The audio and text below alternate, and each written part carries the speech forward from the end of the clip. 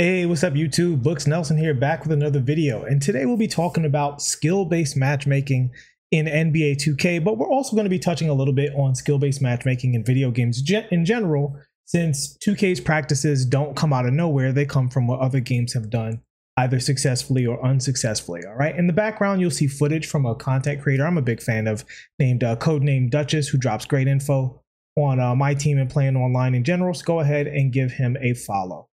So that having been said, so before we get into the conversation, we have to understand that skill-based matchmaking being on or off, I believe, is mostly a fiction. I think what we're talking about is very wide skill-based matchmaking and very narrow skill-based matchmaking.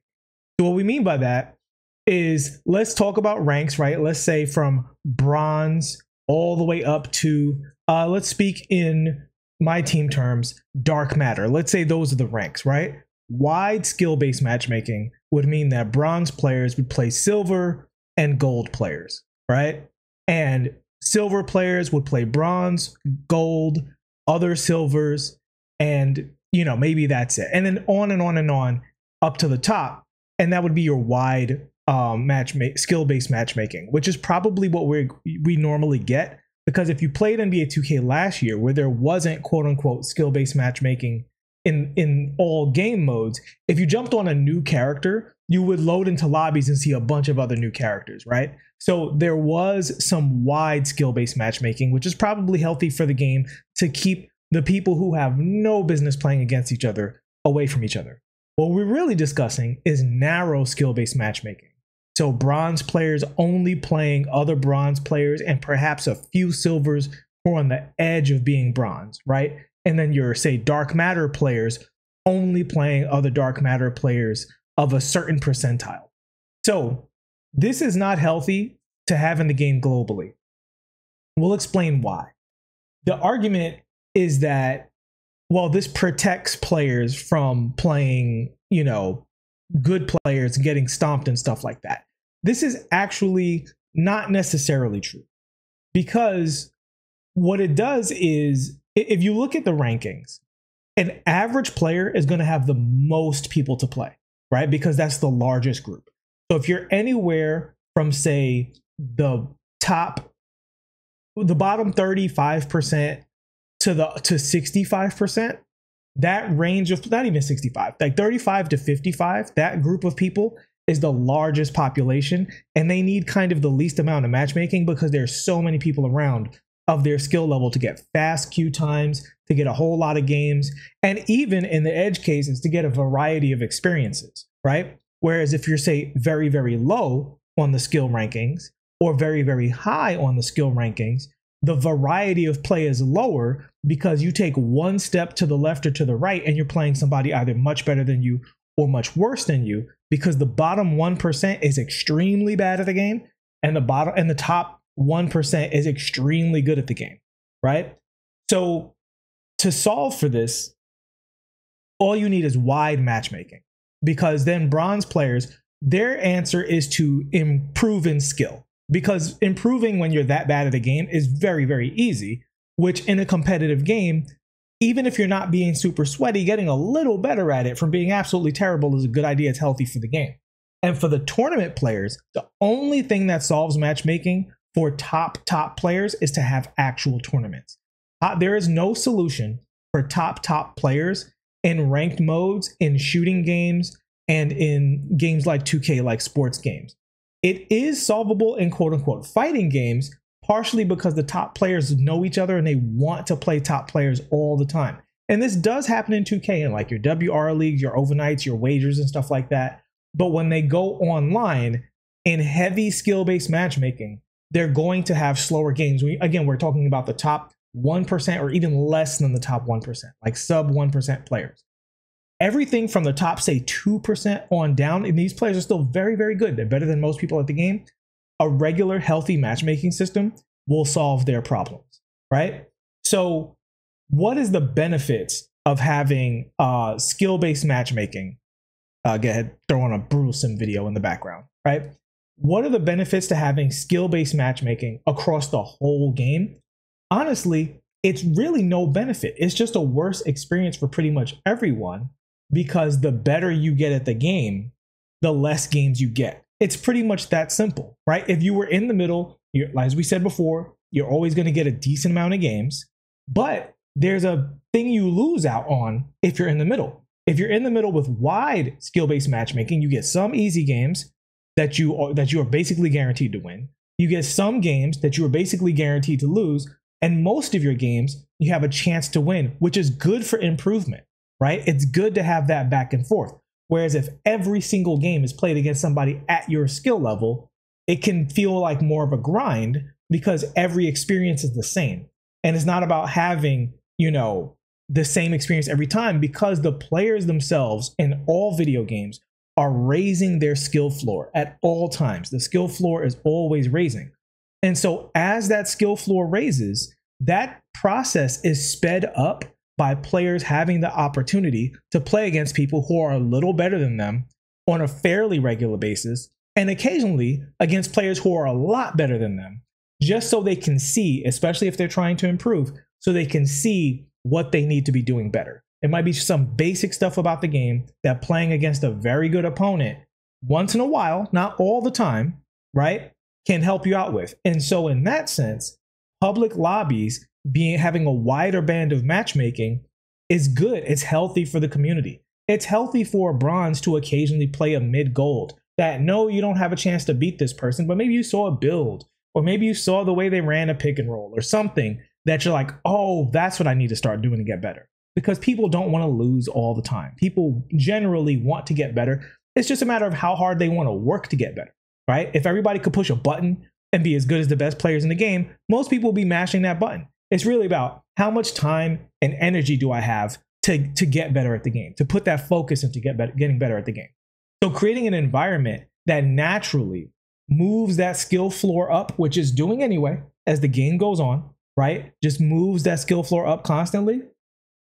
That's healthy for the game. Now, let's talk about tight matchmaking. So the benefit of tight matchmaking is if you want to play people at your skill level, that is a bar for you that you can consistently seek out. You can say, okay, I'm gold and I want to be, platinum, right? Or in 2K terms, it would be amethyst, right? Okay, I'm gold. I'm talking about my team card rankings because there's more rankings than what's in the ranked mode. I'm gold and I want to reach the next level, right? Actually, it's not amethyst. What is it? Emerald, all right? I want to reach emerald from the gold level. Okay, in the gold level, these are the consistent mistakes and tendencies made at the gold level. And that shows me the things that I need to change about my game. And I can chart my progress by going into ranked mode and seeing if I rank up. And if I rank up, I know that it's because I improved. And if I don't, I know that it's something I need to work on. Now, players aren't always this introspective, but that's the environment that they're in. If you have a wider skill-based matchmaking, there's no way to really know if you're improving because your opponent keeps fluctuating, right? So having a good time and just getting better kind of passively, wider matchmaking has some benefits. But if you want to surgically get better, if you want to get better in a targeted way, then you need narrow matchmaking because you need to guarantee that basically you'll play against people in your weight class so that you'll get so that you can chart your progress, you can chart your results. Games tend to have good algorithms for you. This is the rank that you actually deserve. People usually don't think they deserve their rank. And after analysis, many coaches across many games have done this. You are the rank that you are, right? There's something you're doing consistently that you can change to get into the next rank. And it's a beautiful thing that they have that in 2K. But why they decided to put that into 2K and also make the entire game narrow skill-based matchmaking, I do not understand this at all, because it just slows queue times across the board and also creates that same predictable experience that's really good for improving. Now that same predictable experience is there basically everywhere, and that's just less fun. There's no rhythm to it. There's no back and forth, right? If you're at a certain level, you don't get to see the good players until you actually level up to be a good player. But how do you do that if you're not a good player yet? Yeah, you can go on YouTube and stuff like that. You can learn. But one of the best experiences is going into a wider matchmaking mode and play better players. And I'll give you guys an example of this. in the fighting game community. People go to tournaments and they ask really good players for a money match, in which basically it's a wager, but they know they're going to lose, right? So they're essentially paying the better player for temporary coaching in the form of playing against them. And in the fighting game communities, people are generally cool and will tell you what you're doing wrong. Like, oh, okay, your anti-air is messed up, and so on and so forth. Point being, playing against better players gets you better faster, but it's a more stressful experience. So people don't want to do it all the time, and they want to be able to avoid it if they want to, which is perfectly reasonable. So in a game with narrow matchmaking, the bad players are already protected against the good players. All they have to do is go to the narrow matchmaking mode. So to sum this up, for the worse you are at the game, the better narrow matchmaking is for you. The better you are at the game, the worse narrow matchmaking is for you, because you get less and less and harder games. And essentially, it just becomes a punishment for being good at the game. Because once you get to a certain level, there's nothing you can do to rapidly get games, because there are simply less people at your skill level. And what a healthy competitive game needs at that point for those players is a healthy tournament scene that those players can build up to, because they're not looking to go online and rank up against random opponents. They're in a curated surgical environment designed to rank up people, well, improve people and win prizes based on being at the edge of the skill window globally in the game.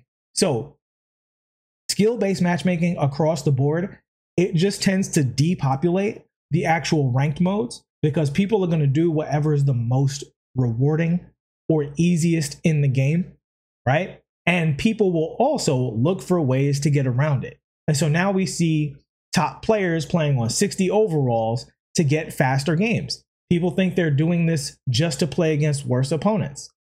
It's not just to play against worse opponents. Really, that's on 2K to make playing people closer to your skill level much more rewarding. And the higher the ranks, the more rewarding it should be, because 2K has the math to know, well, these people are literally going to be playing less. So if we want them on the servers in the first place, right? If we don't want them always in private matchups, we have to reward them in game for populating that environment, right?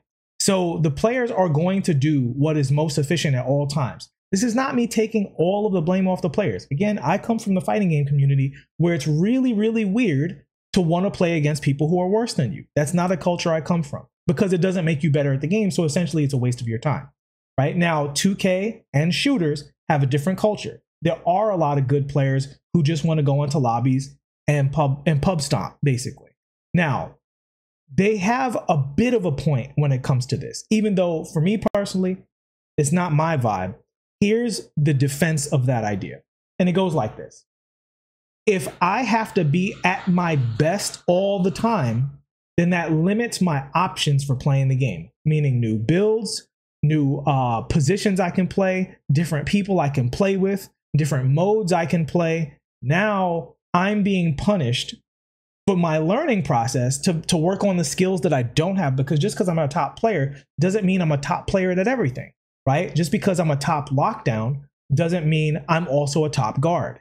Just because I'm one of the best players in the world when I play with my 4 friends who are also as good doesn't mean I'm as good when my cousin is playing center, right? And now you've created an environment where I cannot play with my cousin, otherwise I am going to lose. And my cousin, by the way, is not going to have a good experience. Maybe the first game or two playing in that environment, it'll be eye-opening for him and he'll, get better at the game. But after that, he doesn't need to be repeatedly exposed to the stress of playing against players who are way better than him, right? So a wider matchmaking where me being a better player and him being a worse player puts us in a group that's roughly close to our collective skill level, very roughly, so that some games are easy for him to play in, some games are hard for him to play in, and some games are right at his skill level where if he's improving, he should see some serious gains, okay? So I know this was a long conversation. That's how we do it on this channel. But long story short, global skill-based matchmaking is a net negative, and I don't think it has global tight skill-based matchmaking. Global narrow skill-based matchmaking has no benefits overall for the community. It is a roundly terrible idea, and it does not protect low-level players, because the lower level player you are, the easier ranked is. That's literally how ranked works. Okay? So the people who are very, very low on the end of the scale are always in a narrower matchmaking situation when they're in ranked, and the same thing for the very, very high level players, because since they're at the extremes, their player populations just put them in a situation where they can't play people who are living next door, because next door is farther away. Whereas the closer you get to the middle, the closer the proximity to the next rank, right? So that is pretty much it. That is my rant on that topic. Skill-based matchmaking across the board is a terrible idea, and 2K needs to remove it. I will leave you with this. I do not have information on this, but my suspicion is that since this is the first time they're implementing really narrow skill-based matchmaking, maybe there's some kind of problem with having that and the super wide skill-based matchmaking, aka no skill-based matchmaking, people would call it, having them both in the game functioning properly at the same time. If that's the situation, hopefully we get some clarity, or it's resolved in a patch somehow, because the way the game is designed right now, it's very disincentivizing to actually improve in the global communities, because you know you're just in for a worse experience. The better you get, the more games you win, the faster you get to the less games, the super, I hate this term, but the super sweaty games and stuff like that. And the problem is we're really early in the game. So no one, even the top pro players, no one's skills are at their top level yet. That's how every competitive game works. This game has a lot of new mechanics. People are still figuring things out literally on a daily basis, right?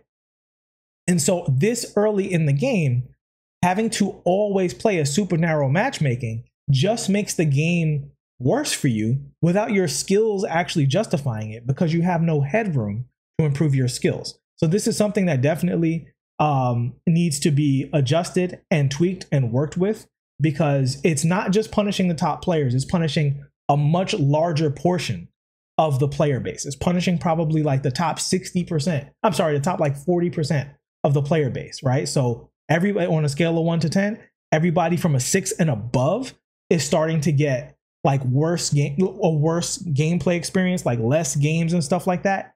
And that's not the way we want it to go. And we also don't want people afraid to experiment in the game, because I'll leave you with this last thought. Last year, if you ran into a Pro-Am team in the rec, they might be trying something, right? Maybe they were practicing their zone defense, or maybe they were trying new builds or trying somebody else on point guard. So even though technically they were a Pro-Am team, they weren't at their full strength. They weren't playing Pro-Am the way they weren't playing rec the way they would play Pro-Am. Whereas if you apply this strict matchmaking, players are disincentivized from trying anything out. And so you're always playing people who are trying their very, very best, which that stressful environment is overall negative for growth. It's good in moments for growth, which is why you have a healthy tournament scene, because that kind of stress in a short amount of time is good for growth. But every single day, all day, every day, that is not a good environment for growth. Even fighting game players who are really, really good at training their skill set have sessions where they're more relaxed, where they can try things out, because you have to be able to push the edges of things, right? You have to be able to limit test and experiment with things in order to grow faster. And an environment that's really narrow matchmaking all the time discourages limit testing. Okay, now I really am done. Thanks for listening. Hope you got something out of this. I'll see y'all in the next one. Peace out. Please like and subscribe if you have not already. And if you have, thank you for your support.